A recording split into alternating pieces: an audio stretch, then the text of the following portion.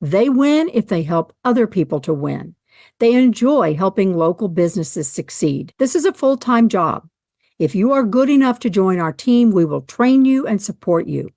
I train salespeople all over the world, and I'm ready to help you become a top multimedia specialist with the Miller Media Group. Previous sales experience is a plus, but not a requirement. But a long-term career is. Are you looking for us?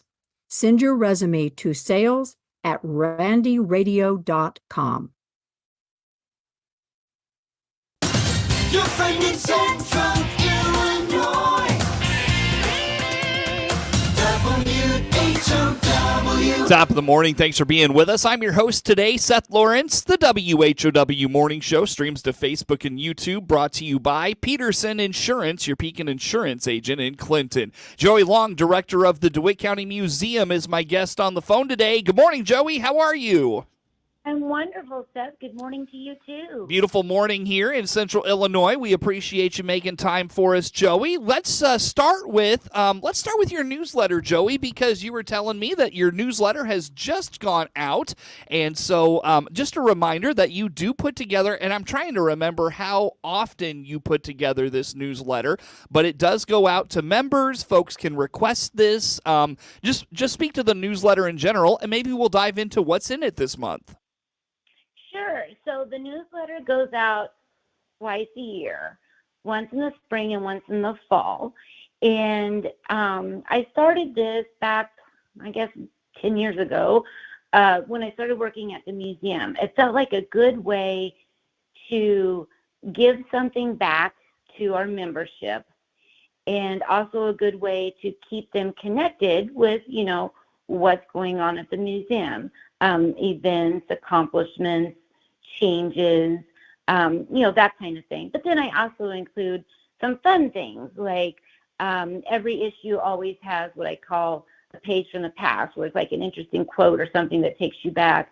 I always include an artifact or two of interest. There are just so many things at the museum that are easily overlooked if you're looking at the entire picture of things, but you take that one item out and really focus on that item, and you'll see how special that one item actually is. So it's just a really nice way to keep in touch with the membership, especially if they're long distance. I remember the first time that I sent a newsletter out, we had a lifetime member who lived in Winston-Salem in the Carolinas, and she responded back and said, "Oh my goodness, I enjoyed that so much.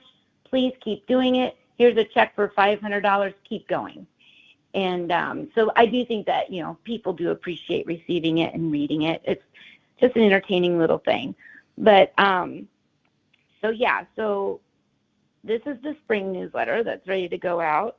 And another thing that I include in each newsletter is, on the front page, I always do a little biographical sketch of C.H. Moore, just a little glimpse into some chapter in his life, or something, that you might find interesting about Moore, or maybe something that you didn't know. Oftentimes, that is something that I didn't know. I'll, be digging and trying to find something of interest to write about. And lots of times in doing that, I'll discover something new about him. And this time, the bio sketch, it has to do with an article that appeared in the Chicago Tribune in August of 1890. And, well, you know what? Let me just read a little quote from the actual newspaper article to set the stage. Would that be all right? Yeah, please do. Okay. So you'll have to kind of think about this as I read along.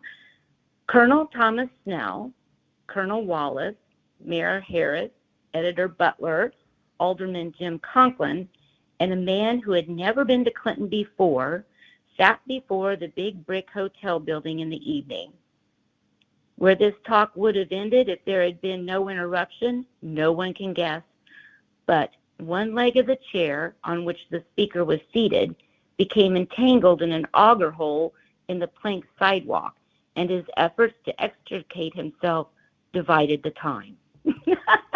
So even just that, you can imagine it, right? So these old timers, who were some of the first people to come and call Clinton, Illinois home, and have watched it grow from just a fledgling little village into what it had become by 1890. It just paints a wonderful picture. You can visualize, so we know that, at this point, the sidewalks in town, if you were lucky enough to have sidewalks, were actually plank, made of wood. Mm-hmm. But I do remember in reading the article, they thought that it was time to modernize the city and go for brick sidewalks, but people were divided on that. And, it talks about them sitting outside of that hotel. Well, we know from other clues that were given in the article that the hotel that they were sitting in front of was the McGill House.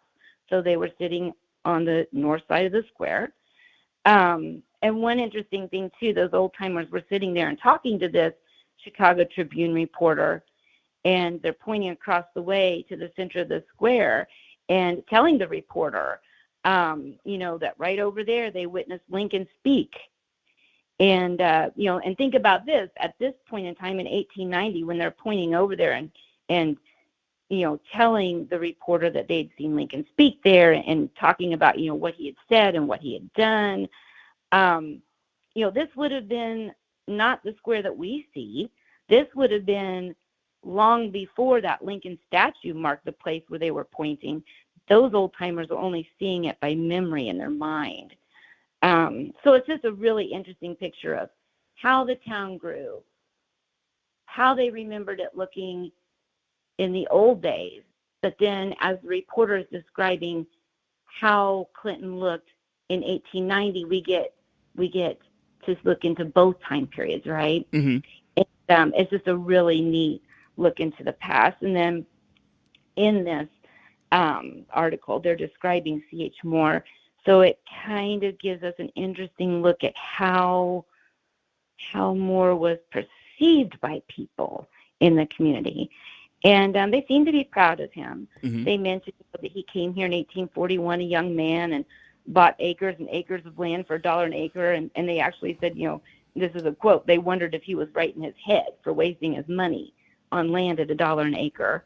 They talk about his ties as far as political endeavors. They talk about him being elected to a member of the Constitutional Convention of Illinois. And then they talk about personal relationships that he had with Lincoln and Douglas. And it's just really interesting. And the reporter made a comment when this went to print in the Chicago Tribune, and maybe making the point of why would he just sit with these people in this little town and write this long article and then it be worthy of being published, in the Chicago Tribune. Mm-hmm. In the reporter's words, this is a scrap of history you will not find in a life of Lincoln or a life of Douglas. And maybe it is of no consequence to the country at large, but is a part of the history of the town of Clinton, Illinois, and has to go in. Mm-hmm. Joey Long, director of the DeWitt County Museum, our guest on the phone. She talks about this month's newsletter. Joey, you mentioned the newsletter. What do you try to do with it? Is it like you're telling us about a story that's in there, or kind of informing us on the history of the county? Is that what you want to do with this? Do you want to promote events? Do you want to make a call to the community for volunteers? Is it all those things? What do you hope to accomplish by putting this newsletter out? It really is. It's all of those things. So it's a way to thank members for being members. It is a way to have contact with the community so they know, what's taking place at the museum. It is a place where we put out a call for volunteers. I think a lot of people have heard of C.H. Moore's name, but maybe they don't know much about the man. It gives me an opportunity to allow people to form their own opinion. Who was C.H. Moore? What was he all about? I think that that's an interesting thing. There's always included in there a letter from the board president's desk, a letter from mine, just so that people can kind of see what we're working on, what we're thinking, what we're doing. It's just all of those things, upcoming events, little tidbits about, Clinton's history that people might not be aware of, all of those things. Yeah. Well, and what else is in this month's newsletter then, Joey? I know the looking for Lincoln exhibits are very popular, and that is highlighted, I know, in this month's newsletter. Speak to that a little bit. Yes. So if you're looking for Lincoln, you can find him at the museum, I promise you. So many stories, so many connections, and so many artifacts connected to Lincoln and his time in DeWitt County. Absolutely. If you are looking for Lincoln, you will find him at the museum. So the new Looking for Lincoln Visitor Guide, that's a 40 full-color, beautifully designed, glossy pages visitor's guide is hot off the press.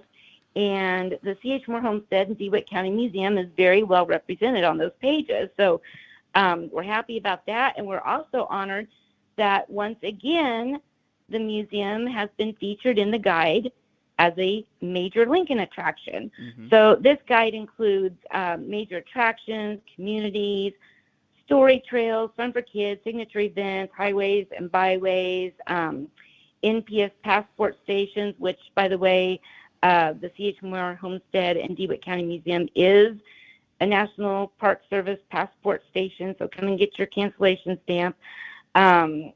Tourism offices and other things spread throughout the Abraham Lincoln National Heritage Area. It also features the Looking for Lincoln book series that's published by Southern Illinois University Press, mm-hmm. which those are available for purchase in the gift shop as well. So we took out an ad in the publication, but then also the designer in several places put in images or other text about the museum and Clinton. So over the past years, I will say that our inclusion in the guide has brought visitors to us from far and wide. How do I know that? Because when visitors come in to take a tour, when we put their names down on the register, that's one of the questions that we ask is, how they found out about the museum. It just helps us kind of keep track of what advertising is working and maybe keep track of what's not working. Mm-hmm. And I will say last year, this very kind Southern gentleman showed up at the door. He had his Looking for Lincoln guide in his hand. He kindly introduced himself and then declared that he was from the great state of Alabama. And when he saw the pictures of our museum in the guide, he resolved that he must come and see the C.H. Moore Homestead and DeWitt County Museum in person. So in that case, I did not have to ask the gentleman when I did the guest register how he learned about us. Interesting. But, yeah, it was wonderful to think that he would come all that way to see our museum based on a photograph that I snapped one morning when I went to get the mail. And I thought, oh, that looks really pretty with the tulips. And that picture, was then picked up, put in the guide, and it enticed him to come all the way from Alabama to tour the museum. No question. Interesting stuff. And I bet, it's you talked about, how that spurred him to come all the way here from Alabama for that. I venture a guess if he's willing to come here from Alabama over that, who's willing to come here from Lincoln, Bloomington, Decatur and the small little towns in between to connect all the places that Lincoln had a presence in here in Central Illinois, if that makes sense. Yes, absolutely. This guide certainly serves that purpose. And that, of course, is the mission of Looking for Lincoln, to make people aware of not just the big Lincoln sites, but also all of these other places throughout Central Illinois and beyond that are connected to Lincoln and that hold all of the stories that are maybe not, the not so well-known stories, but the history is just as fascinating. So definitely by putting out the visitor's guide, Looking for Lincoln is accomplishing their goal, and they're also helping us accomplish our goals by increasing how many people come to the museum. So it's a win-win situation. And it helps our community. Mm-hmm, if they're coming to my museum, the next question is usually, where do I go eat lunch? Mm-hmm. What's there to do? Are there any nice shops we should look at? So it helps. It really does. Sure. Well, Joey, this was all kind of stemming from our conversation about the newsletter. So again, when it goes out, how folks get it, and all those good things. Sure. So the newsletter goes out once in the spring and once in the fall, so twice a year. It goes out to all DeWitt County Museum Association members. They automatically receive one. It's one of the many benefits of being a member of the museum. But, Seth, I would be happy to send a copy of this spring newsletter out to anyone who might be listening today and thinks that they might like, to have one sent. I'd be happy to send them one in the mail. Just give me a call at the museum, send an email, or send a Facebook message. Include your address and your name, and I'll be happy to pop one into the mail. So the Facebook page is C.H. Moore Homestead, DeWitt County Museum. Phone number is 217-935-6066, or the email is chmore.homestead@gmail.com, and I would be more than happy to send one out to you. Joey Long, director of the DeWitt County Museum and C.H. Moore Homestead, our guest on the phone. More to come with Joey on the morning show.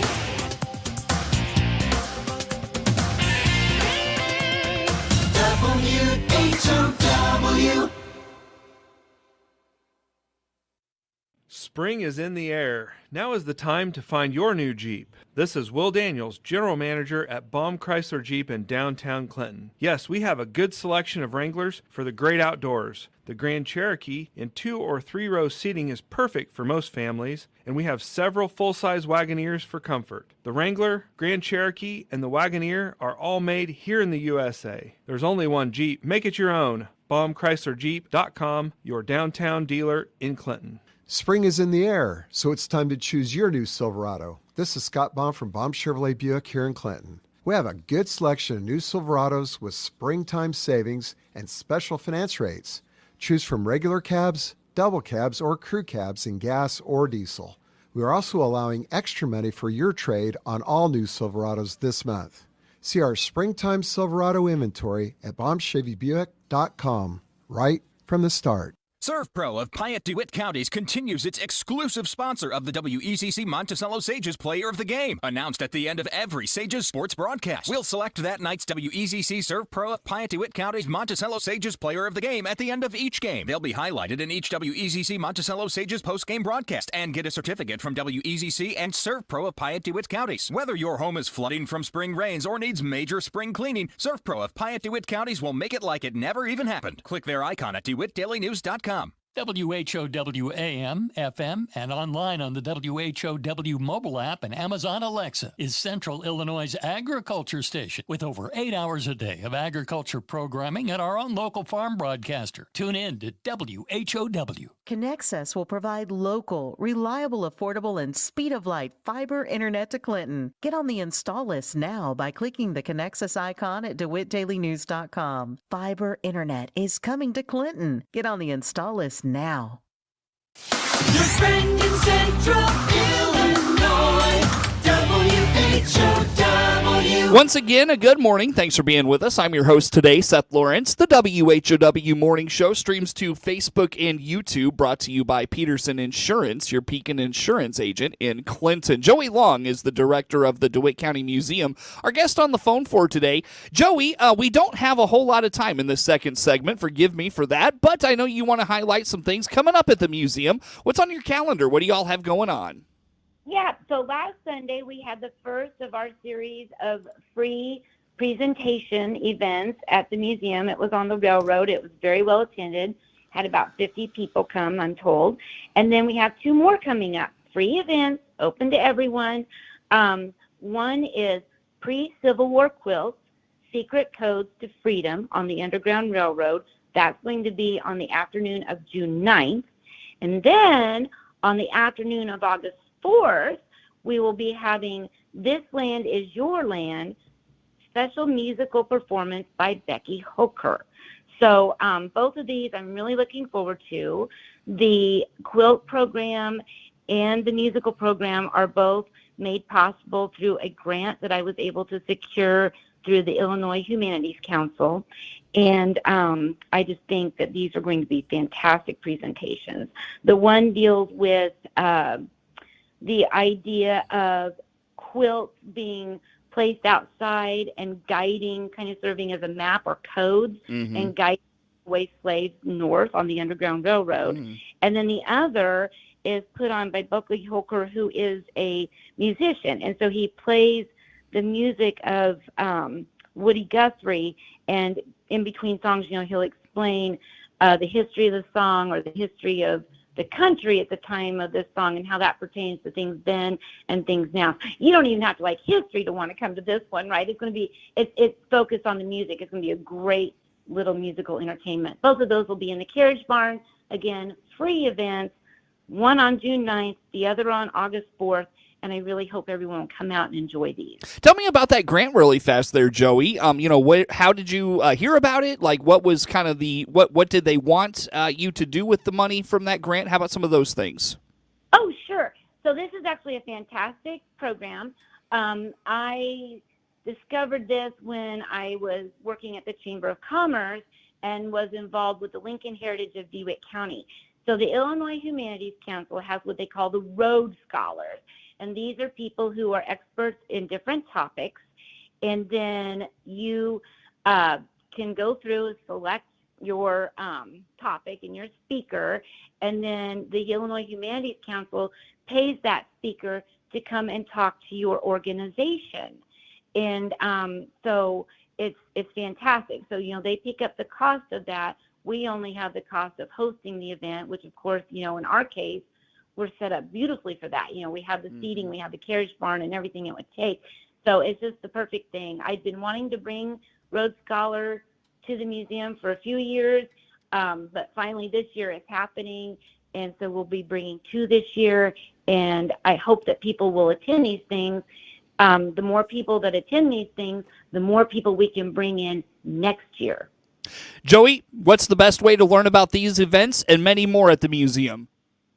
Well, you can find all this on the website, and that is www.chmorehomestead.org. You can follow our CH Moore Homestead DeWitt County Museum Facebook page, or you're welcome to give us a call at 217-935-6066, or keep listening to Seth and Joey in the morning. Easy enough. Joey, appreciate that. Appreciate your time as always. Joey Long, Director of the DeWitt County Museum. Network News is now.